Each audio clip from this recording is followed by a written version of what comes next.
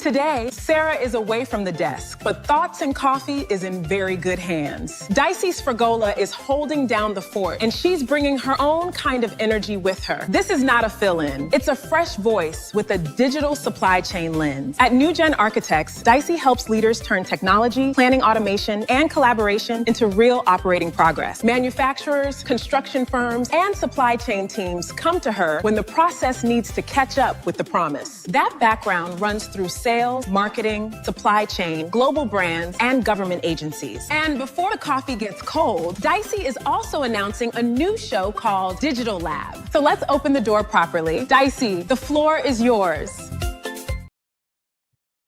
Good morning, everyone. Thanks for that introduction, Camille. My name is DC Sfregola, and I am the CEO and founder of NewGen Architects, sitting in for Sarah Barnes-Humphrey today, who is en route to who knows where. I don't remember, but she is headed somewhere. So we have a great episode in store for you today at Thoughts and Coffee. It might just be me here alone for the next 28 minutes with you.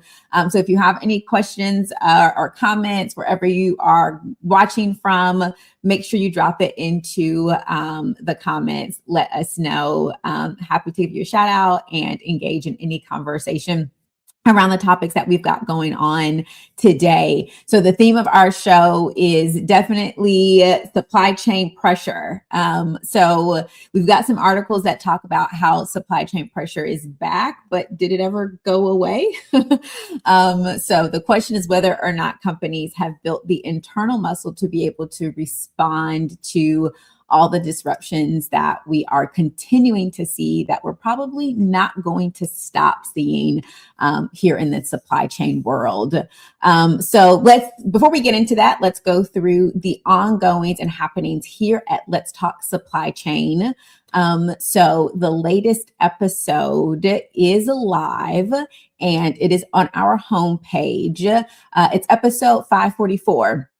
So let's go through something really quickly here. I don't know if we can show it on the screen, but you'll see powered by Gemini AI, and there is a really cool new feature.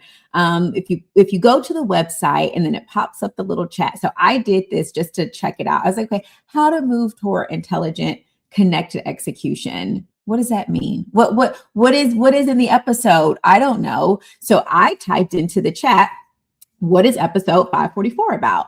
And you know what it told me? Here, I'm going to read it. Episode 544 features Scott Kramer, VP of Product Management. The episode explores the transition from traditional supply chain management to a more proactive, intelligent model. So we at Let's Talk Supply Chain know that you want to know what's going on. You don't always have time to go back and watch the entire episode, but you want to know what things are about. So go in and use that Ask About Anything feature on the Let's Talk Supply Chain website.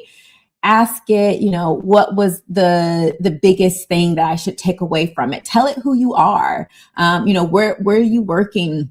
What industry, what role, what seniority level. So it can use the really cool Google Gemini features to tell you exactly what you should pay attention to in the latest episodes. So we've got that going on. And then we have some live events coming up like we always do. So we have our performance paradox coming up. knowing what to look for versus seeing what's wrong. That is going to be this Thursday. So in just a few days. And then anything after that, let's see, scroll down. What else do we have going on? Next week, is that next week? No, week after next. We are going to be live on LinkedIn again, and then streaming in different areas, YouTube, Instagram, etc. This is sponsored by Reveal. We're going to be doing from visibility to velocity. If you are going to be looking to make decisions faster with your data, there's so much data, we don't know where it's coming from, how to get through it. So much going on. We are going to be talking through that with Arena and Michael. Sarah Barnes-Humphrey is going to host that in just a few weeks. So what in-person events do we have coming up? Let's see. Anything going on, Mildred? All right. No, nothing coming up that way. Okay, cool. So let's get into our, our poll for this week. Let me just check in with the production team. Do we have a guest? Coming up to go through this poll with me? All right, cool. So it's just me. All right, so going through the poll. You know the feeling. You're the one who makes the thing work, and nobody notices until something goes wrong. That kind of work is mostly invisible. The wins look like silence. The losses become everyone's problem. Today's guest has built a 20-year career on exactly that kind of work. And she's made it look beautiful. She started in a high school theater, studying music performance and technical theater. The kid backstage, making sure the show ran. Then came the Starbucks counter. Early mornings, regulars, the rhythm of getting it right before anyone else was awake. In 2005, she walked into Orchard Custom Beauty as a traffic coordinator. She never left. From 2014 to 2019, she put in 5 years of nights and weekends to earn her CITP and FIBP designation. Trade in 20 countries teaches you something. Customs forms are a language. Behind every shipment is a person waiting on the other end. She led OWIT Toronto as president, and she stands inside Blended Pledge. Audrey lifts other women in trade as a habit. For 10 years, she's also been a Girl Guides leader. The same instinct, scaled down to a campfire. Her philosophy is simple. Trade is 20% technology and 80% people. The forms move because the people do. Audrey, welcome to Thoughts and Coffee. Ladies, let's get the conversation going.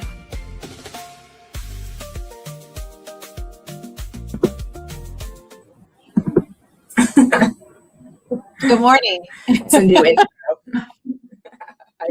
How are you? Good morning. How are you? Pretty good. Good. Long time no see. How have you been? Not to go into I know. catch up for the rest of the episode. I know. Well, I know supply chain has been tricky. It's been a fun start to the year. So yeah, excited to kind of catch up and join the show. Yeah, absolutely. So welcome. Thank you for spending some time with us, Audrey. Let's get the poll up. The question, if you work in supply chain, one of these probably happened today. A truck for fun. I don't know if anyone's doing that. How do you have time? Solve issue off hours. Yes. What are the on hours? I don't know when on and off hours. I wouldn't know how to answer that. Open 17 tabs at once. Yes. I have started to close them though, and said it depends daily. So open 17 tabs at once is the winner. Wow. And Audrey, it sounds like you've been doing all of these things. Yeah, maybe not track to truck for fun. I've tracked to truck because we needed it. Right. Though I do think that some people track containers for fun. Okay. I see a lot of screenshots and a lot of just like conversation around like, look at all the little containers. And marine traffic. Yes, the marine traffic. I don't know about over the road trucking traffic though. Not doing any of that for fun, for sure. So what else have you what have you been hearing? What have you been seeing in the industry? Yeah. Is it I mean, let's go to solving issues off hours. What Yeah. off hours issues are our friends solving these days? What about you? Yeah. I think for sure if you're shipping out of Asia, if you're shipping out of China, especially the last couple of weeks, they had a big holiday the first week of May, as they usually do. But we're seeing a lot of vessel rollovers. So the capacity for, where the volume isn't quite there. So then the steamship lines seem to be reducing capacity. We also are seeing kind of containers in different spots due to the Strait of Hormuz situation. So that Middle East, both the Red Sea situation and the Strait of Hormuz situation are still causing a lot of disruptions if you're heading into that area, if you're shipping to the Middle East or to Africa or into Europe. So that's something that everybody's kind of paying attention to and waiting to see if we can get some sort of stability there and reduce the uncertainty. I know for the Red Sea situation going through the Suez Canal, there's still been talk. There was talk about doing it before February 27th and the Middle East situation.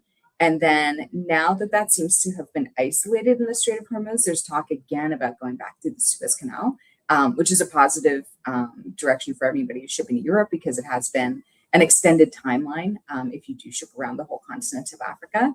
And then over here, kind of in North America, I mean, it's where I think everyone's gearing up for a peak season. It's hard to say what that will look like. Volumes overall have been down, shipping volumes and imports. There's been a lot of shifts and changes with the tariffs, a lot of sort of nearshoring, friendshoring, reshoring, sureshoring. So we're kind of waiting to see what this peak season looks like. But that should start. Mine is about to start in the next couple of weeks. I imagine everybody else, if you have seasonal goods, that's what's gonna be on your. Yeah, absolutely. At least the summer seasonal goods. Yes. Yeah. There are so many. Whenever we talk about peak season, and just in consulting life, this was always a thing. Well, as I say, was as if I'm no longer a consultant. but, peak season for me, I just always assumed summertime. But when you work with different industries, you start to see that certain peak seasons are actually like in the winter time when it's cold, or when it gets dry versus when it's like rainy season. And then that also, to your point, you mentioned North America. It can be different if you're below the equator or if you're in a different region. So I've always started to, kind of think when I hear peak season, I'm like, but who's peak season? Right. Like, who are they selling? Who are they selling it to? Yeah, because peak season can change. But you mentioned the Strait of Hormuz, and it's actually a very good segue into our first article, and it really talks about this article from Payments. I loved it. So actually, when I was like, oh, well, what do I want to talk about? I just did a Google search for supply chain and under news, honestly, and this was like one of the first ones, and I was like, honestly, this is perfect. This is so good.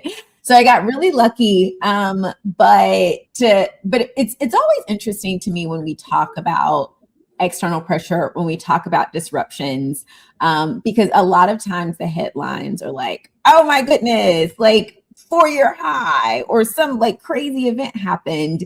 But I don't know, I'm in strategy. So, I fit what I would call in a place of privilege from a supply chain perspective. I'm not dealing with like the daily firefighting and like the daily issues of moving product today that has to get from one place to another to actually fulfill customer orders or anything like that. But I work with those people very often.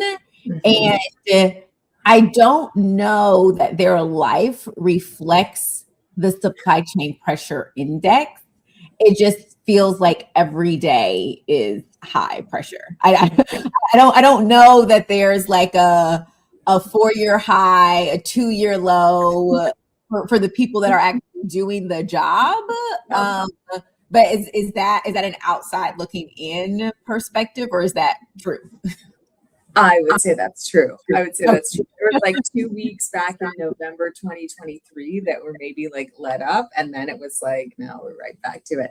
So yeah, it's hard to quantify like the numbers that we get from kind of the studies or the overall data sets that come through or that are tracked by like the Fed or by Treasury or by anyone, and then apply them to like a real life supply chain life, because it can be a lot of reaction depending on where your supply chain is. And it's nice to bring in a strategy and design where possible to the supply chain, because it can help make the day-to-day a little bit less stressful. But it really, like to your point before, it really depends on what you're producing, where you're producing it, and where you can find that stability. And that's, I think, most people's strategy now is like, can I get some stability, or can I isolate what I don't know? And right. I would be interested to know, maybe there are some people, I see some comments going, maybe there are some people in the comments, maybe there's someone who's watching who works in an industry or a region that is stable. I would love to know what that is. Yes. Nothing that I'm dealing with, nothing that anyone I know is dealing with. But to your point, someone somewhere, I imagine, in this big, maybe they have got super local suppliers. They've got very stable demand. They've been doing this for a long time. They're insulated from the rest of the macroeconomic factors. If that exists, I would love to know who you are. But yes, from July of 2022, April 26 was the highest. And that is, again, from the New York Fed's Global Supply Chain Pressure Index. Mm-hmm. So those that pressure, they're saying, is connected to disrupted goods movement, fuel price pressure tied to the war in Iran. And then the Fed also warned of supply chain disruptions that could cause longer delivery times and higher input prices. So a lot of what you've already mentioned.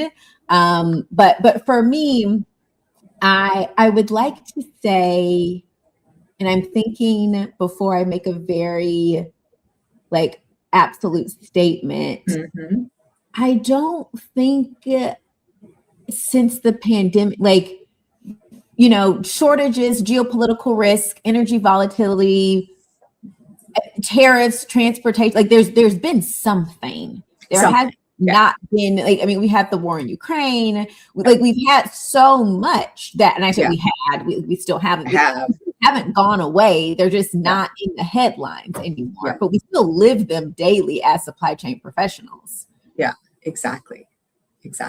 So weird. Let's see. Stephen, we're a large amount over the last few years.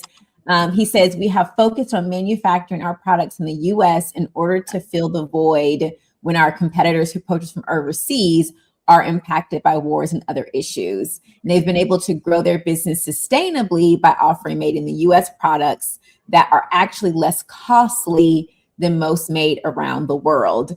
And you know what? I'm hearing that a lot more often. And I wonder if it's industry specific, because Stephen says he's a medical supply manufacturer, and that's where I'm hearing it a lot of, honestly, is in the medical space, hospital gowns, things that are used by hospital systems that are normally sourced from so far away, that the shorter supply chain, because it's not just, as we know, it's not just the cost of the product, it's everything else. So when they look at the risk mitigation, the resilience of the supply chain, it's overall, from a total cost of ownership perspective, cheaper to source in the US, even if the product, which it sounds like we're getting to the point to where with different sorts of automation and volumes, it is competitively cost and priced to be able to produce in the US. Even if it's not, again, considering all the other factors, a lot more people are sourcing material here in North America. Yeah, and I think that's the key from a supply chain person is to assess that. Like, you want the lower cost, you want to be cost competitive and cost cognizant, but at the same time, risk is like, what about the risk? Risk sometimes isn't, you can't manage that just by cost alone, right? So you've got to be really thoughtful about, if it makes more sense, like if you might have a surge in demand because, I guess, like even the flu has kind of a peak season where more people get sick in certain times. So then you're going to need more hospital gear or more medical equipment, then like you're able to kind of mitigate that. But is that the cheapest way to do it? Maybe not, but it's still once you do that actual analysis of like, if I import it from here, if I import it from here, or if I make it here, what do those numbers look like? And I think people kind of relied a lot on anecdotal, like, oh, it's cheaper from this place. Is it? Did you do the math? Did you do the calculations? Yeah. Like the unit price, the unit price is lower. That does not mean it's cheaper. But then what is the freight cost? What are the tariff costs? What is the risk and the timing cost? Quality. What are the costs? Right? So it's funny because people like anecdotally, it's very anecdotal, and now we're actually starting to see some data, which is something, AI can help with, and it's a lot more accessible. But it's funny because like 2 or 3 years ago, it's like, this is cheaper. And it's like, did you actually get a pencil and a calculator?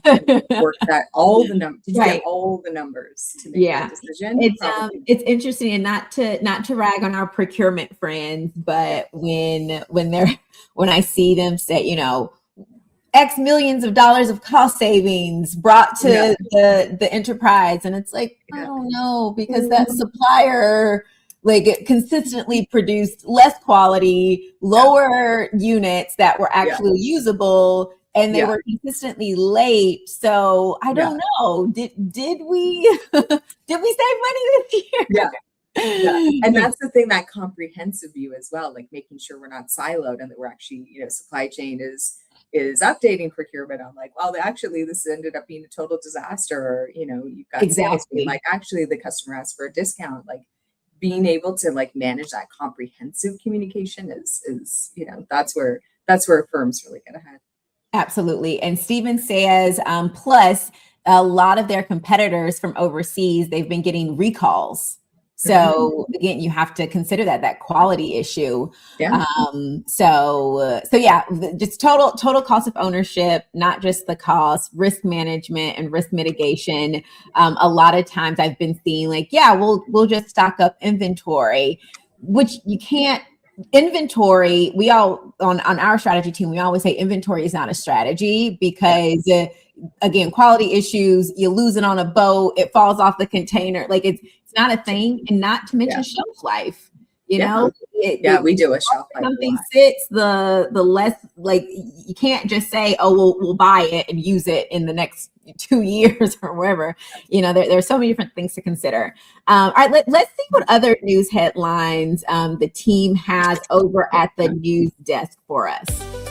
Today's desk is about control points under pressure. LTL networks, ocean risk, tariff recovery, and same-day delivery economics. First up, FedEx Freight is leaning harder into AI ahead of its June 1 spinoff. John Smith says AI moves freight from historical reporting toward real-time visibility. That matters when the network has to pivot fast. The use cases are practical: demand forecasting, dock labor, line haul schedules, trailer allocation, congestion, weather, and traffic. FedEx Freight has 365 locations, about 26,000 service center doors, and about 30,000 vehicles. They are also using equipment data to catch fault codes before breakdowns. So the spin-off story is service reliability, not just corporate structure. Next, Hormuz. Reopening talk does not mean ocean networks are back to normal. Before the conflict, 100 to 135 vessels moved through the strait daily. Now traffic has slowed to a trickle. More than 1,550 vessels and about 22,500 mariners inside the Persian Gulf. War risk insurance reportedly moved from under 1% of cargo value to 3% to 10%. Hapag-Lloyd says the situation is costing $60 million a week. And alternate routes cannot fully replace the regular maritime lanes. Even if conditions improve, ocean capacity will not normalize overnight. Carriers need confidence before schedules reset. Next, trade. The first administration tariff refunds are reaching importers. The refunds relate to $166 billion in global tariffs the Supreme Court declared unlawful. Some payments included interest. Customs opened the online refund portal April 20. But the first phase could not accept more than 1/3 of the entries. By the end of April, about 1.74 million entries had cleared initial validation. Several million entries had already been rejected. So this is not just money coming back. It is claim accuracy, entry matching, rejection handling, and timing risk. Finally, same-day delivery is expanding again across retail and parcel. The demand is real, but the operating model matters. FedEx, Amazon, Sam's Club, Dollar General, and DoorDash are all pushing faster options. Sam's Club fulfilled nearly 65,000 one-hour deliveries in less than 3 weeks. Amazon grew same-day items nearly 70% in 2023. 2025. But speed alone is not the moat. Inventory position, store labor, delivery windows, and communication decide whether the promise holds. Retailers without dense store networks need other nodes. The risk is adding speed without protecting the store. If picking volume overwhelms staff, the customer experience breaks somewhere else. That's the desk for today. AI, risk, refunds, and delivery speed all come back to execution. Back to you. I wish I had one of those every morning, like my 2-minute rundown of the headlines. like that's what I need every morning in supply chain. But I guess that's also the point of a lot of the new AI tools to really aggregate all of that data for you, but only show you what is most relevant to your supply chain. But also it can only do that if you've mapped your network and know also what is most relevant to you.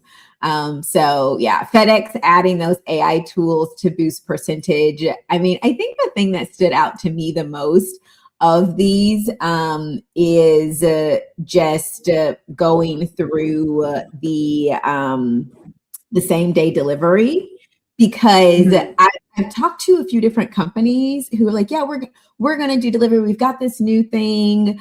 And I always think, where's your inventory going to be positioned though? Like, where is your warehouse? Like, and they never think through that. They're just like, they think about like how they're going to do the routes, but where are you going to pick up the inventory from throughout the day? All right. Oh, let's see. Breaking news. NATO is discussing the possibility of helping ships pass through the blocked Strait of Hormuz if the waterway isn't reopened by early July, according to a senior official in the military alliance. Jimmy back in production says this just broke moments ago. So I'm sure we'll start to see more details around that as they start to write more articles and we can see the headlines, what that's going to look like. It's an interesting time to be alive. We can say that. We can definitely say that. All right. Yeah. Last few minutes. We've got one article left, and just creating demand for process improvement. You know, we've been talking about all the disruptions. We've been talking about being resilient, but at the end of the day, we have to have the right processes internally in order to be able to also respond to these types of disruptions. And our article says that process improvement fails when leaders assume the team already sees the need to change. And that really stood out to me as someone who does software implementations, as someone who does a lot of process change and continuous improvement. There are some things that you just need to hear it said or read it a certain way. And it's like, wow, it was a light bulb moment for me. It says that the 3 biggest blockers are positive reinforcement. So the team's already hearing you're doing great. So why do we now need to change? Life is good. There's really no pain of the broken process that is being felt by the team that you're trying to put the change on. So maybe they need to change their process because there's a downstream pain, but they don't feel it. So like, why do they need to go through all of these processes? So have you ever experienced either of those? Definitely where, it could be one group who like, it's a complete headache to do this activity, but other groups, it's like, they don't even notice because of course that group is holding all the inconvenience. Yes. And so to get everybody else to motivate to change, and especially being like, it'll make our jobs easier. It's like, it doesn't make my job easier. And that's nice for you, but you know, why would I want to take this on? And the other challenge I've seen is like people do generally want to do a good job. And so when they don't really get enough understanding of what the change is, why the change is being made, sometimes that can be a holdup as well. You know, it talks a little bit about like incentivizing like other groups to help support a change or, you know, actually feeling that pain of the change, but also like the concern about like, I know that I can do it this way and get it done. Mm-hmm. And so if you've been under pressure for a while, like you get very like concerned about like, I am worried that if we switch to this, I can't get it done. and I can't cope with it. And then it really, everything will veer off track. Everything will fall apart. So there's that kind of awfulizing as well, like anxiety of like, I've got it locked in this way. I know it's not the best way, but at least it's good. It's the devil I know. It's done, right? It's the devil I know. I still have to keep this going, whether I can't stop to do change. I still have to keep this moving while I'm changing. And that can get, if you don't have the right people in place or the right guidance, then that can be where it gets very fraught. I've seen that 100% a lot. And living through it now, what I also think is interesting in those times, that's where teams will bring in different consultants, but they're not living it. So you can't expect them to be able to solve the problem. So, I always say, don't outsource thinking. Give your time, give your people time to think and come up with a solution, and then maybe bring in, additional like hands on keyboards to actually do the work if that's the case. But don't outsource your thinking to the team because they don't have time. Give them the time to at least think through it. I love that. So that's our show for today. We're at time. Thanks again, Audrey. And just a closing thought for everyone, all of our supply chainers out there. Remember, resilience is not just about having more inventory or more suppliers. It's about whether your organization can see pressure early, align quickly, and make decisions before the problem becomes expensive. So everyone, have a great day out there in supply chain land, and good luck. Thanks.